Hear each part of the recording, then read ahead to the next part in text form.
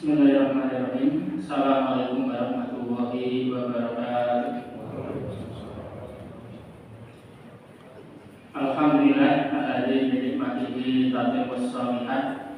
Allahumma shalli wa sallim wa barik wa an'im ala nabiyyina Muhammadin sallallahu alaihi wasallam. Faqala Allah ta'ala ya ayyuhalladzina amanu taqullaha haqqa tuqatih wa la tamutunna illa wa antum muslimun. Amma ba'du. Jamaah salat Isya rahimakumullah. Malam hari ini kita masih melanjutkan membahas tentang beberapa sholat sunnah. Malam hari ini kita akan belajar tentang sholat sunnah duha. Dalil disunahkannya sholat sunnah duha diantaranya adalah hadis riwayat dari Abu Dzar radhiyallahu anhu, dan hadis ini ditakhrij oleh Imam Muslim, nomor hadis 1704. Rasulullah bersabda, yusbihu ala kulli sulama min ahadikum shadaqah. Setiap pagi hari diwajibkan bagi seluruh persendian manusia untuk dikeluarkan shadaqah. Fakullu tasbihatin shadaqah. Maka setiap tasbih yang kita ucapkan ini shadaqah, yang bisa untuk shadaqah sebagai wujud syukur Allah memberikan persendian kita yang normal, sehingga setiap pagi hari kita bisa beraktivitas. Karena tidak mungkin manusia menggerakkan anggota tubuhnya kecuali kalau persendiannya dalam kondisi normal. Wa kullu tahmidatin shadaqah, dan setiap ucapan tahmid alhamdulillah itu juga shadaqah. Wa kullu tahlilatin shadaqah, dan setiap ucapan tahlil yaitu la ilaha illallah juga shadaqah. Wa kullu takbiratin shadaqah, setiap ucapan takbir atau Allahu Akbar juga shadaqah. Wa amru bil ma'rufi shadaqah, memerintahkan kepada yang ma'ruf juga shadaqah. Wa nahyu 'anil munkari shadaqah, dan melarang dari perbuatan munkar juga shadaqah. Jadi seluruh rangkaian amal soleh tadi adalah dinamakan juga sebagai shadaqah. Karena shadaqah itu sifatnya lebih umum dari infak. Karena kalau infak ini lebih kepada mengeluarkan harta dalam rangka taat kepada Allah Subhanahu wa Ta'ala. Adapun shadaqah maknanya lebih umum, bisa dengan harta, bisa juga dengan amal-amal ketaatan yang lain. Kemudian Rasulullah melanjutkan, wa yujzi'u min dzalika rak'atani yarka'uhuma minan duha, dan mensedekahi persendian ini cukup diganti dengan melaksanakan sholat duha sebanyak 2 rakaat. Ini berarti sebagian ulama mengatakan andaikan kita tidak sholat duha, maka tahlil, tasbih, tahmid ini dalam rangka mensedekahi persendian kita sebagai wujud syukur kita kepada Allah. Tetapi kalau kita sudah melaksanakan sholat duha, maka ucapan tahlil, tahmid, takbir dan amal yang lain ini sudah tidak berfungsi sebagai kafarah untuk mensedekahi persendian, tetapi menjadi amal tersendiri yang akan mendapat balasan dari Allah Subhanahu wa Ta'ala. Padahal jumlah persendian itu dalam sabda Rasul yang lain, masih hadis riwayat Imam Muslim, innahu khuliqa kullu insanin min bani adama ala sittina wa salati mi'ati mamsil.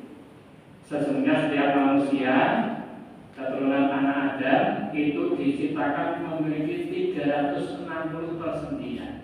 Dan ini dibuktikan di dunia kedokteran, memang setiap manusia punya 360 persendian, yang dengan itu kita bisa menggerakkan anggota tubuh kita.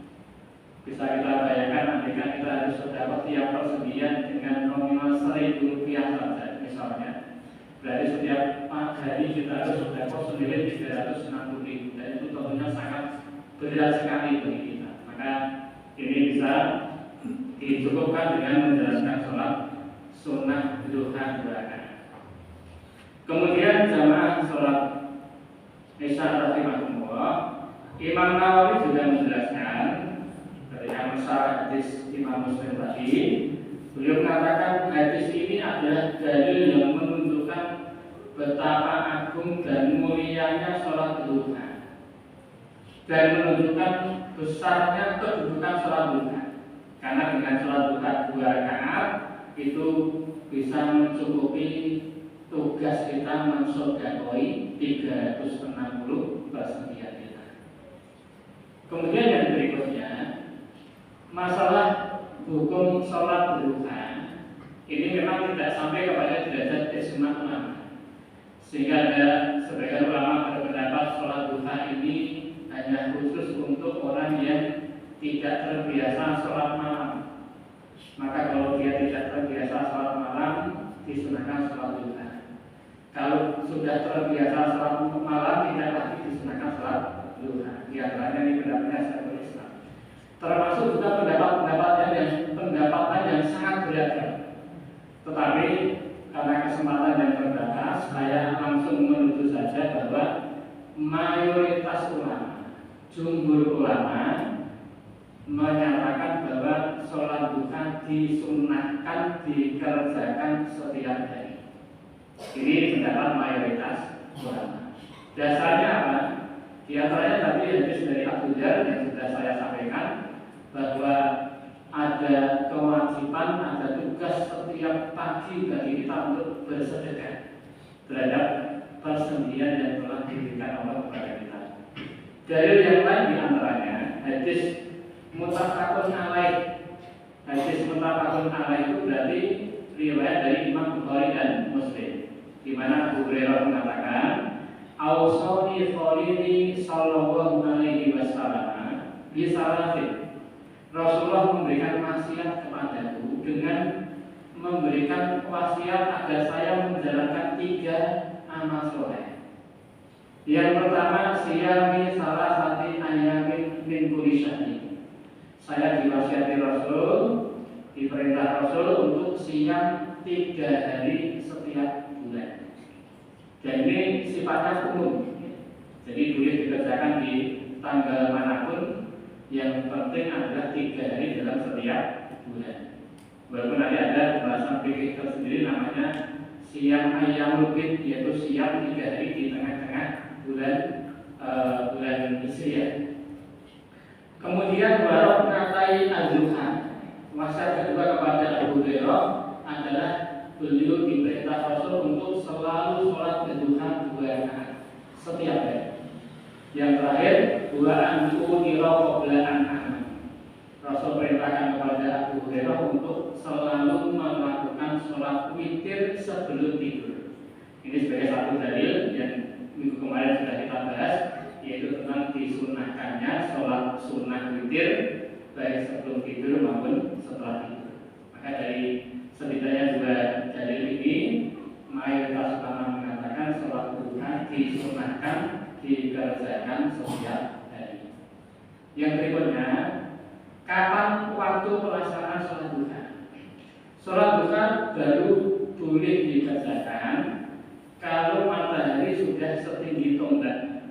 Nanti kita bisa lihat jadwal jam berapa matahari terbit, maka ditambah sekitar 16 menit kurang lebihnya.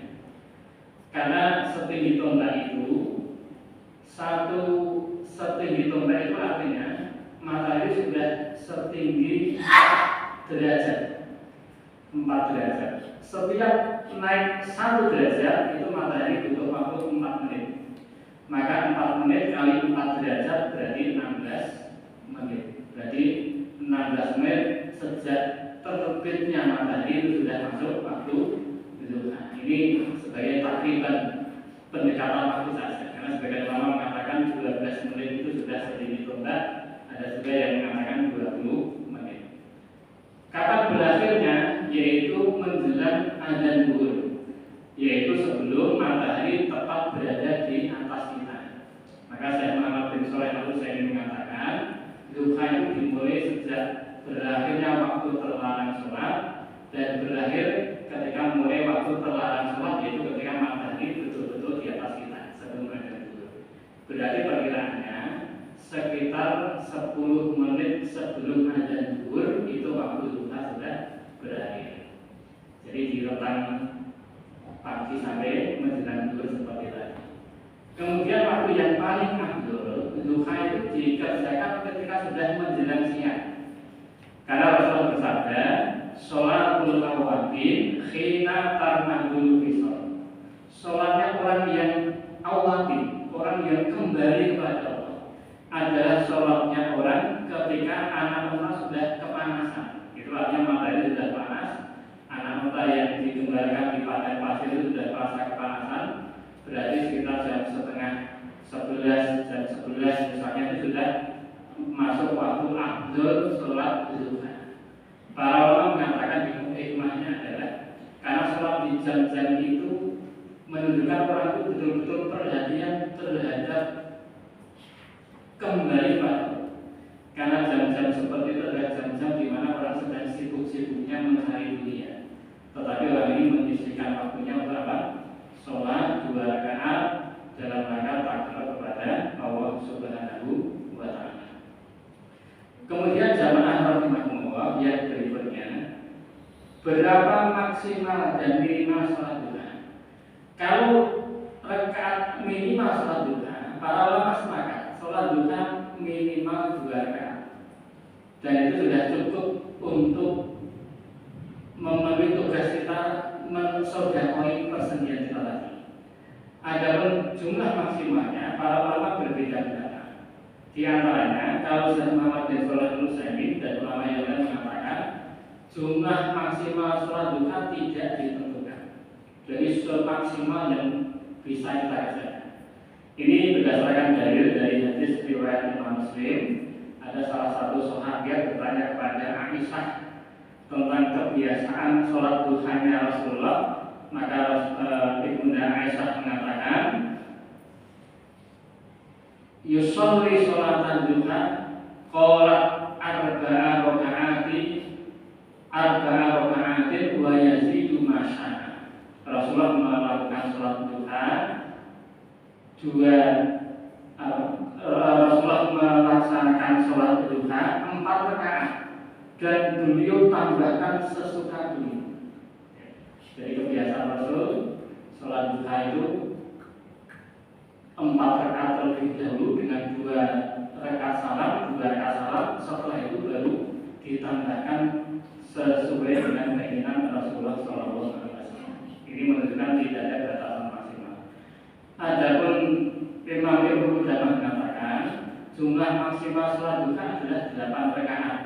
Ini berdasarkan kisah di mana Rasulullah ketika Fathul Mekah, beliau masuk ke rumah beliau yang ada di kota Mekah, kemudian sholat duha sebanyak 8 rakaat.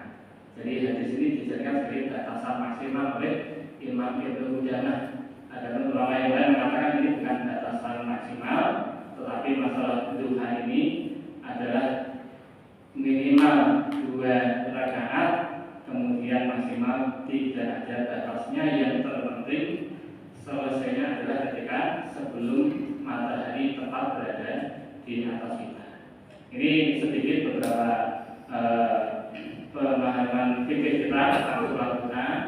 Jadi karena faedahnya yang luar biasa, mari kita sama-sama memprogramkan setidaknya 2 rakaat.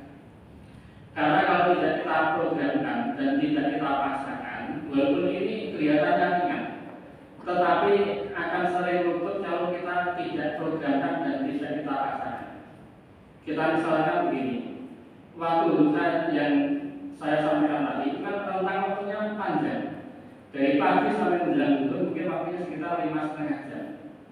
Padahal sholat duha itu kalau kita baca sholat yang pendek hanya cukup butuh waktu 3 menit saja. Waktunya 3 menit saja. Allah kasih rentang waktu duha 5,5 jam. Tetapi walaupun rentang waktunya panjang, sholat duhanya hanya 3 menit saja, akan sering terlewat kalau tidak kita programkan. Maka ini perlu kita berazam setiap hari kita sholat duha 2 rakaat, sekaligus juga sebagai tabungan sholat sunnah kita agar bisa menambah yang dulu pernah kita bahas, untuk menambal kekurangan sholat wajib kita. Karena kalau sholat wajib nanti ternyata dihisab masih ada kekurangannya, maka caranya adalah mereka akan mengambil tabungan sholat sunnah kita untuk menyempurnakan nilai sholat wajib kita. Terima kasih. Saya kira demikian, mudah-mudahan ada manfaatnya. Alhamdulillahirabbil alamin. Assalamualaikum warahmatullahi wabarakatuh.